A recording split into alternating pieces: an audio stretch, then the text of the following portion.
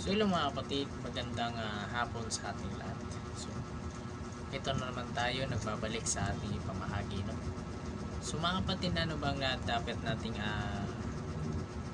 ipapahayag sa ating lahat? So mga kapatid, ito po'y nais nating malaman, no? Para po to sa ating lahat, para po to'y makita natin, maunawaan. So ano bang ating tatalakayin? Ito po'y dito sa Revelation. Ito po yung dito sa Revelation. So ano bang meron sa Revelation na to? At ano ba bakit nating tatalakayin? Para po to natin mga kapatid malaman. Dito po ang tungkol sa ang babae at ang dragon. So ito po yung title niya, ang babae at ang dragon. Dito po tayo sa pahayag 12. So atin po siyang tatalakayin at ating alamin kung ano talaga ang meron dyan sa banda na dyan, no? So mga kapatid, hindi natin patatagalin pa, diretso na natin to at atin na itong tatalakayin kung ano meron dito, no? So sige, let's go. So yan mga kapatid, ayan na yung ating tatalakayin, no?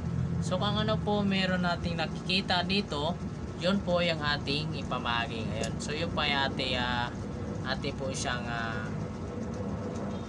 siyang babasahin. O sige, basahin natin mga kapatid. 12 kabanata. Ang babae at ang dragon. Katapos nito, isang kagilagilalas na bagay ang nagpakita sa langit. Nakita ko ang isang babaeng nadaramitan ng araw at nakatuntong sa buwan. May korona siya sa ulo na may 12 bituin.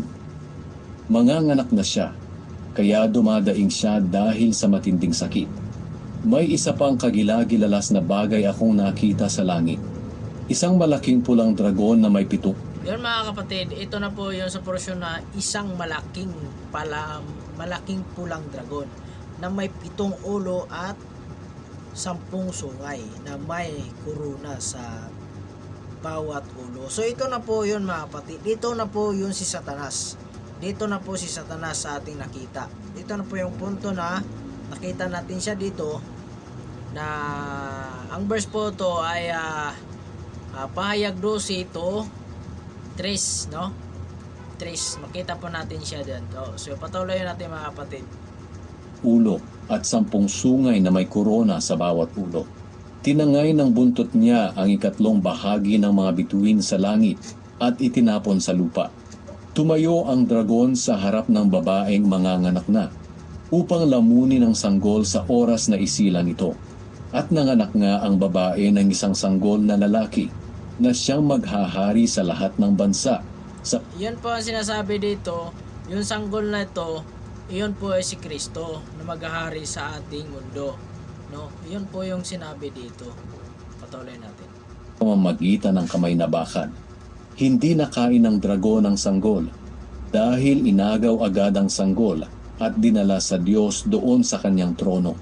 Ang babae naman ay tumakas sa ilang, sa isang lugar na inihanda ng Diyos para sa kanya, upang maalagaan siya roon sa loob ng 1,260 araw.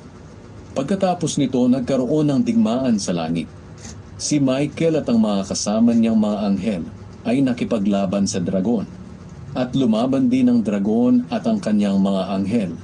Ngunit natalo ang dragon at ang kanyang mga anghel at pinalayas sila mula sa langit. Kaya itinaboy ang malaking dragon, ang ahas noong unang panahon na tinatawag na Diablo o Satanas, na nanlilin lang sa mga tao sa buong mundo.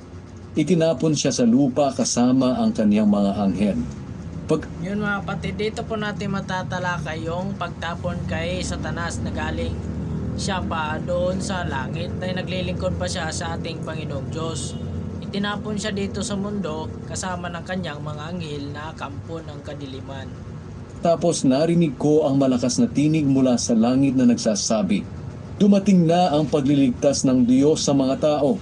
Ipinapakita na niya ang kanyang kapangyarihan bilang hari at ang autoridad ni Kristo na kanyang pinili, sapagkat pinalayas na mula sa langit ang umaakusa sa ating mga kapatid sa harap ng Diyos araw at gabi. Ngunit natalo na siya ng ating mga kapatid sa pamamagitan ng dugo ng tupa at ng katotohanang ipinangangaral nila.